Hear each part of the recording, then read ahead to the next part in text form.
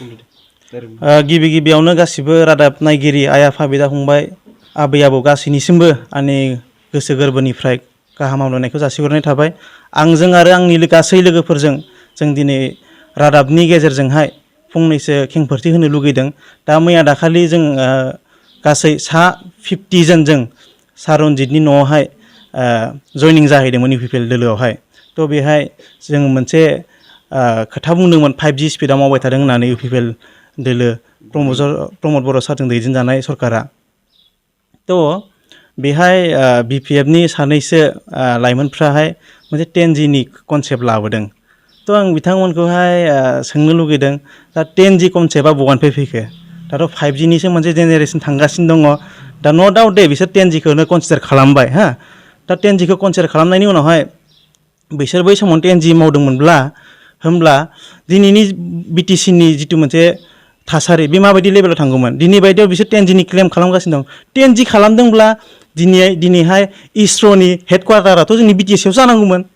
बै समावनो जुदि 10G दंमोनब्ला बिसिनि स्पिडआ जुदि 10G मोनब्ला आरो बिथांमोना थागासिनो दङ बाथौ खेराइ रिजर्ट। बाथौ खेराइ रिजर्ट जायालासिनो बे बाथौ खेराइ रिसार्च सेन्टारसो जानांगौमोन। बिथांमोननि बे रिसार्च सेन्टार जानांगौमोन। दिनै बायदियाव बिथांमोना थानानै मा खोथा बाथ्रा सावरायगासिनो दङ, पलिटिकेलसो एजेन्डा लागासिनो दङ। खिन्थु बिथांमोना जुदि बै समाव 10G जादोंमोनब्ला बिथांमोना मोनसे साफा साइन्टिस्टसो जाजोबगौमोन। दा बे खोथाखौ बुंनो लुगैदों आरो बिथांमोना मा कनसेप्टजोंहाय उइदाउट प्रपार नलेज बेफोरबायदि खोथाखौ बुंदों।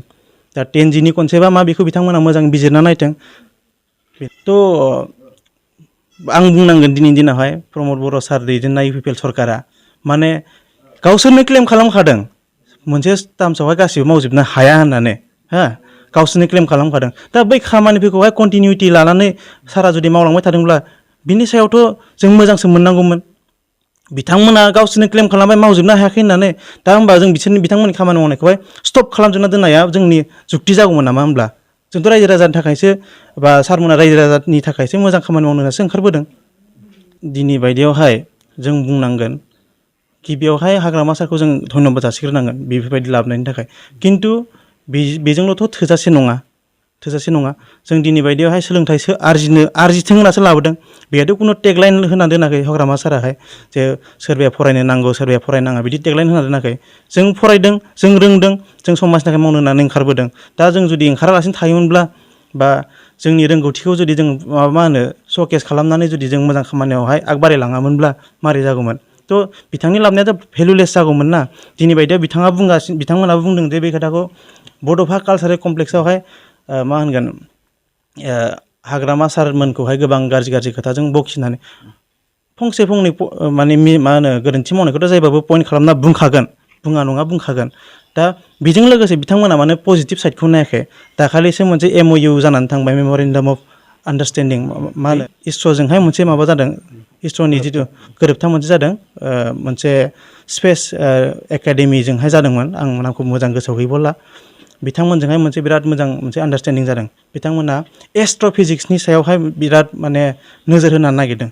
थ' बिथांमोना जुदि 10G बै समावनो जादोंमोनब्ला बे 10Gनि समावहाय बेफोरबायदि माबाखौहाय मानो आयदाफोरखौहाय मानो गोसो होआसै? आरो बेजों लोगोसे आं बेखौ बुंनो लुगैदों बिथांमोनाहाय जिथु मोनसे आनपार्लियामेन्टारि राव बाहायदों, बिथांमोना बेफोरबायदि बाहायनायनिफ्राय गोजानाव थानाया मोजां। मानो होनोब्ला आंनि मिथिनायावहाय सारमोननि जिथु बिपिएफ दोलो, बे दोलोआवहायबो किसुमान इन्टेलेक्सुयेल्सफोर दङ, जाय इन्टेलेक्सुयेल्सफोरा माने बेफोरबायदि राव बाहायनायखौ साबजानाय मोना। आरो आं दिनैनि दिनावहाय बे मिडियानि गेजेरजों बे मोनसे सोंथिखौ सोंनो सानदों, बिथांमोना बेफोरबायदि आनपार्लियामेन्टारि रावफोरखौहाय बाहायनायनि थाखाय ग्रिन फ्लेग होना होबाय नामा, सिगनेल होना होबाय नामा? बेफोरबायदि खोथाखौ बुंनांगौ होननानै।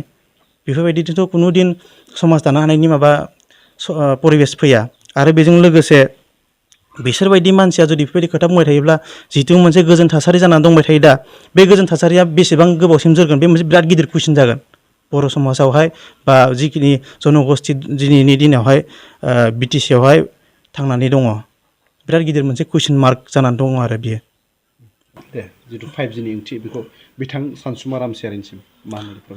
दा 5Gनि कनसेप्टआ आंनि बुंनायावहाय आं बेखौ खुनु नेटवर्कजोंहाय आङो रुजुवाखै। फार्स्ट खोथा बे दा 5G होननानै बुंदोंब्ला गोदान जिथु इउथ्सफोरखौहाय सारमोना माने थुलुंगाखांहोनाय मोनसे हप होदों बा मोनसे मा होनो गोजौ थाखोसिम लांनायनि मोनसे जा सिमां नुदों आं दाखालिबो मोनसे खोथा बुंखादों सारमोना बा UPPL दोलोनि दैदेनगिरि सार प्रमद बर'आ जिहेतु इउथ्सफोरखौहाय मोनसे जेम्स स्टन बायदि माने ट्रिटमेन्ट खालामगासिनो दङ बा बिथांमोनखौ रिफाइन खालामनायावहाय गोसो होगासिनो दङ थ' बेफोरखौ लानानैसो आं 5G बुंदों बिथांमोना जिहेतु इउथ्सफोरखौहाय लानानै मोनसे मोजां थासारि जानायनि सिमां नुदों इयुननि थाखाय मोनसे मोजां सिमां नुगासिनो दङ दा बेफोरबायदि सिमांखौहाय 17 बोसोरावहाय जों मालाबाबो नुनायखौ नुबोआखै जोङो दा बेखायनो आं बुंदों सारनि साननाय हनाया जों बे जिहेतु हाग्रामा सारनिख्रुइ